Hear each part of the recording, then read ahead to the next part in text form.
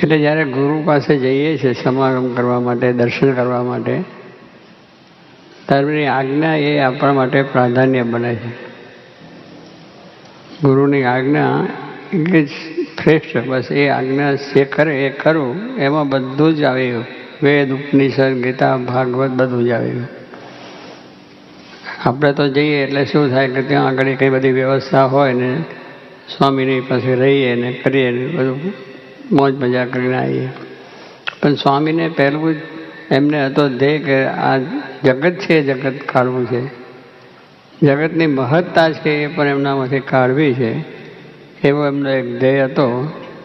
કે સાચા ગુરુ હોય ને આ જ પહેલું હોય કે જીવમાંથી અજ્ઞાન કાઢવું છે અને એને જ્ઞાન આપીને સ્વીકાર કરવા છે. તો આપણે જ્યારે આપણું જ્યાં માન જાય, હું પણ જાય, હું ટળે હરી ઢુકડા તે ટળાય દાસ રે. આપણે જ્યારે હું છે, હું ફલાણું મારું છે, હું ફલાણું છું, હું ઢેકણો છું, મારું નામ છે, મારી પ્રતિષ્ઠા છે, એ આપણને પૂછે. આપણે કોઈ પૂછે કે તમારું નામ એટલે નામ, ગામ, એની હોદ્દો, અધિકાર બધું બોલી જઈએ, પણ એ આપણું નથી સ્વરૂપ. આપણું સ્વરૂપ આત્મા છે. એ ગુરુને એ દ્રઢ કરાવવાનું છે. ખવડાવે, પીવડાવે, રમાડે, હરાવે, ફરાવે, આનંદ કરે, બધું જ કરે છે. મહારાજે પણ કર્યું, ગુણાત્યાએ કર્યું ને શાસ્ત્રી મહારાજને, યોગીજી મહારાજ પણ આ જ કરતા કે આપણી અંદર કેમ કરીને એ જ પ્રીતિ થાય. કારણ જ્યાં સુધી આત્મીયતા ન વધે ત્યાં સુધી થાય ને. એટલે કેવી રીતે એમાં આત્મીયતા થાય એ એમના જીવનમાં બરોબર હતું કે યુવકોની અંદરથી જો આ જ્ઞાન થાય તો ભવિષ્યની અંદર એક સમાજ સર્વોપરી બને. કારણ કે આજ સમાજની અંદર ઘણા દૂષણો છે. તો એ દૂષણો માટે જો એક સમાજ સારો થાય તો એ સમાજ સારો થાય, રાષ્ટ્ર પણ સારું થાય અને ધર્મની પ્રવૃત્તિ પણ ખૂબ થાય. એમના જીવનને વર્તનથી કે આવા યુવકો, એટલે એનાથી ગુરુનો મહિમા વધે અને ગુરુથી ભગવાનનો મહિમા વધે, સત્સંગનો પણ વધે. જો આપણે ગુરુના આદેશ મુજબ આપણું જીવન બનાવીએ તો યોગી માને એ જ કરવું હતું કે મારે એવા આદર્શ બધા બનાવવા છે કે જેથી કરીને આ સત્સંગની હંમેશા વૃદ્ધિ થાય. તો એ પોતાને આ તૈયાર કરીને આપણને આપ્યા છે ને અત્યારે એ કાર્ય આપણે કરી રહ્યા છે એટલે કાર થાય. એટલે જોગી મહારાજને તો અતિશય રાજી થાય. આજે પણ હોય કે ગમે ત્યારે હોય તો 24 કલાકે એમને તો આનંદ હતો. 24 અવર હસતા જ હોય, આનંદ જ હોય. એમને કોઈ દિવસ મનમાં ઉદ્વેગ કે અશાંતિ થઈ નથી. પોતાના કાર્યથી અગર ભગવાનના સુખથી અને સત્સંગ કરાવે ને એમાં આપણા જેવા યુવકો જ્યારે સત્સંગી થાય, ભગવાનની આજ્ઞા પાળે તો બધી વધારે રાજી થતા. અને એવું એમનું હેત હતું કે આપણે ભૂલાય પણ નહીં. એ હેત કરતા નિર્દોષ એમનું હેત હતું. એમાં દોષ કોઈ નહીં, પણ કેમ કરીને અમને ભગવાન મળે, ભગવાનના સુખ આવે એવી રીતે હંમેશા કરતા. એટલે જોગી મહારાજ તો અપાર રાજી થાય. આ સત્સંગમાં આપ જોડાવ છો, સત્સંગની અંદર આ રીતે તમે સેવામાં આવો છો, આવી શિબિરોમાં આવો છો, અત્યારનું વાતાવરણનું મોજ શોખ બધું મૂકીને 3-4 દાડા અહીંયા જે ટાઈમ કાઢ્યો એ બહુ મોટી વાત છે એમને માટે. જોગી મહારાજ તો અતિશય રાજી થાય જોઈને અને પોતા આનંદ એમના જીવનમાં થઈ જાય.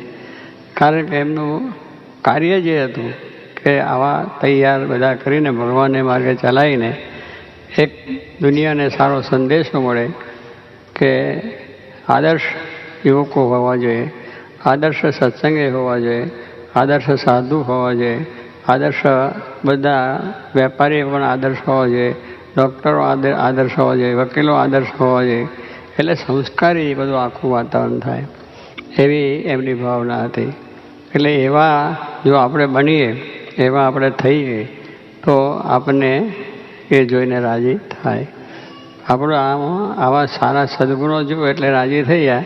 એટલે આપણે એ જ છે કે આવા ગુરુ જ્યારે જોગી મહારાજ જેવા સમર્થ અને શાસ્ત્રી મહારાજ જેવા સમર્થ છે એમને માટે આપણે જો પોતાનું જીવન સમર્પણ કરીએ, સમર્પણ એટલે કે આપણી નોકરી ધંધો કરીએ છીએ પણ એની અંદર ગુરુને ભૂલીએ નહીં, એમની આદેશ, એમની આજ્ઞાને ક્યારેય ભૂલાય નહીં, એ અનુસંધાન સાથે કરીએ તો સ્વામી કહે છે કે આપણું જીવન સારું હોય, આપણે મારો નિયમ ધર્મ આજ્ઞા ઉપાસનાની ડરતા હોય તો અને આપણું